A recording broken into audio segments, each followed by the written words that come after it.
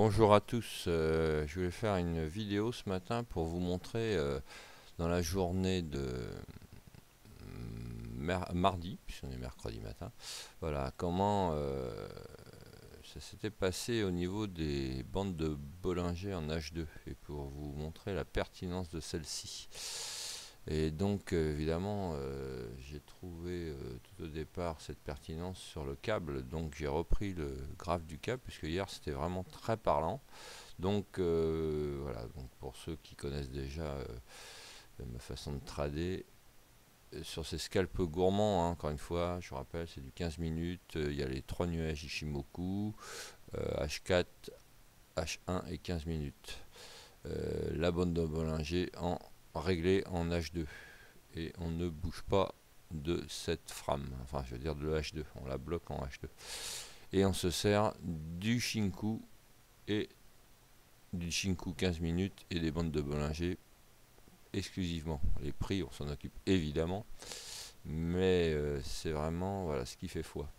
Et donc, je vais essayer de faire suivre la souris parce que, comme d'habitude, moi j'ai pas de problème de son, mais j'ai toujours un petit problème dans mes vidéos de décalage entre ma parole et l'image. Donc, voilà, on va essayer donc de vous montrer. Effectivement, vous voyez qu'on a tapé en haut, on a tapé plusieurs fois en haut sans le dépasser, le Shinku avec la BBH2, donc on pouvait, en plus les deux bandes de Bollinger étaient vraiment horizontales, donc c'est typique du range, hein, et donc acheter en haut, acheter en bas pardon évidemment, et revendre en haut, ce qui revient à peu près, voilà, quand ça tape ici, ça on est dans cette zone là, 1,6440 et en bas 1,64. Je sais que sur le Like a Boss, plusieurs l'ont fait, donc c'est super, hein, notamment Rezus et Yann, je crois.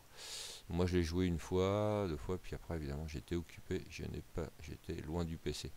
Voilà, mais quand je suis rentré hier soir, évidemment, à un moment, ça s'écarte, et donc, comme tout range, et ben, dès que ça passe au-dessus, on prend en long. Alors, même quitte à prendre long, à se faire sortir une fois, deux fois, on met les stops à zéro rapidement. Donc, même si on était rentré là, et ben tant pis, on sortait à zéro. Et puis, à un moment donné, quand ça part vraiment, on ne s'occupe pas de la bougie, on part vraiment avec ce Shinku qui casse ici la BBH2. Donc ça devait évidemment correspondre à cette belle bleue, mais donc on ne rentrait pas là-haut, on rentrait bien à 64, 43. En plus, les bandes de Bollinger s'étaient écartées, c'est typique du trade à prendre. Là, je pense qu'en même temps, on devait être dans cette zone-là avec le H1, avec le Shinku H1. Donc il y avait, même si on n'était pas sorti, là, il y avait quand même une marge à faire jusqu'à la sortie du nuage, voire même plus haut. Ce que ça a dû faire d'ailleurs, puisque je pense qu'on est arrivé par là. Donc je pense qu'à un moment donné, le Shinku 1 heure a dû aller buter au niveau de 64,83. Et donc ça, c'était un bon point pour sortir éventuellement une partie de son trade, quitte à aller voir si on allait plus haut. Bon, ça n'a pas fait, c'est sorti par là. Et puis après, comment déboucler, ben, quand généralement, après c'est chacun sa façon de faire. Soit vous prenez vos points quand les bougies repassent en dessous de la BBH2. Moi personnellement, quand je garde comme ça des soldes, je m'arrange pour ne m'occuper que du Shinku. Donc je pense que je serai sorti quand le Shinku retraverse ici. Donc peut-être un peu plus bas dans cette zone là, vers 1,6480. Bon, je ne l'ai pas fait, j'étais pas devant. Mais voilà, c'est pour vous montrer que vraiment c'est pile poil. Il y a quelqu'un hier matin qui a profité de ce système sur l'USD CAD. Donc là, évidemment, ça s'est mélangé depuis. Mais bon, voilà, qui a joué la sortie ici.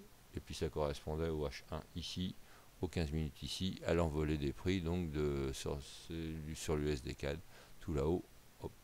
Et puis voilà. Après, c'est pareil, soit on revendait si on avait un prix, un take profit tout là-haut, ou alors on revendait, même si on revendait que là, quand on repasse en dessous, ben on avait fait quand même pas mal de points, une quarantaine de points. Voilà, donc écoutez, pour plein de choses, ça marche pas mal. Là, sur le CEDA JPI, c'est un petit peu le pataquès, comme je dis, mais vous voyez, ça encadre bien les prix, c'est le range. USD JPI, pareil, ça nous encadre pas mal les prix.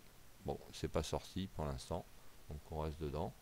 Et sur le DAX que je suis, voilà, un petit peu grâce à vous, enfin aux gens de Like a Boss, Bon, bah, j'ai pas réussi encore vraiment à bien saisir en scalp gourmand comme je fais. Je me suis quand même aperçu qu'effectivement là, c'était très rare que ça passe au-dessus. Donc, je vous avouerai qu'hier soir, quand c'était 15-16 heures, j'étais entre deux rendez-vous. Voilà, j'ai pris un short. Alors, je ne l'ai pas annoncé parce que bon, je n'avais pas le temps. J'ai pris un short, voilà, avec à la vue en 1 heure de cette bougie-là, en 1 heure, et le dépassement. Mais évidemment, comme j'avais qu'un quart d'heure devant moi, puisque j'avais d'autres rendez-vous, vous doutez bien que ça serait trop facile si je vous disais que j'avais fait je sais pas combien de pipes. Eh ben non, je n'ai fait que, je crois, je me souviens plus. J'ai joué juste la bougie un quart d'heure et j'ai dû faire quand même une dizaine de pipes. Bon. Mais j'ai pas, du coup, après j'ai débouclé à 15 quand j'ai vu que la bougie bleue arrivait. Voilà, donc j'ai pas fait plus. Alors j'ai essayé en vrai scalp, et puis je vais terminer là-dessus, de réduire les frames, c'est-à-dire de mettre du 5 minutes. J'ai changé mes paramètres, je vous dis ça, donc exceptionnellement sur cette sur le DAX, j'ai mis une autre modèle, ce que j'ai appelé Super Scalp. Donc c'est exactement la même chose, sauf que j'ai réduit toutes les frames. Je m'occupe, et puis j'ai rajouté des stocks, comme avait dit l'ami Résus. Bon, et j'ai rajouté les points pivots. Bon, pour l'instant, c'est pas très probant, enfin par rapport à ma façon de faire, encore une fois. J'ai rajouté aussi la moyenne mobile en 17. Par contre, j'ai réussi quand même l'autre jour à faire quelques gains grâce grâce à votre système de stock. Voilà, c'est tout. Mais pour l'instant, je cherche. Voilà. Donc c'était pour vous montrer que la façon avec les bandes de Bollinger, ça fonctionne bien. Encore une fois, c'est pas vraiment du scalp rapide. Hein. Il n'y a pas de terme, on va dire, c'est du scalp gourmand. On joue les ranges. Et là, c'est délimité par une bande de Bollinger en H2. Et puis, on joue la cassure des ranges. Et on déboucle quand on revient dans un autre range qui est en train de se reformer ici. Voilà, j'espère que j'ai pas été trop long. Vous avez tout bien compris, je pense. Et puis, si vous avez des questions, comme d'hab, vous venez sur la file Scalping Ishimoku et puis vous me posez des questions si vous avez besoin de renseignements. Je vous souhaite une bonne journée, gaffe aux boulettes et bon trade à tous. Salut.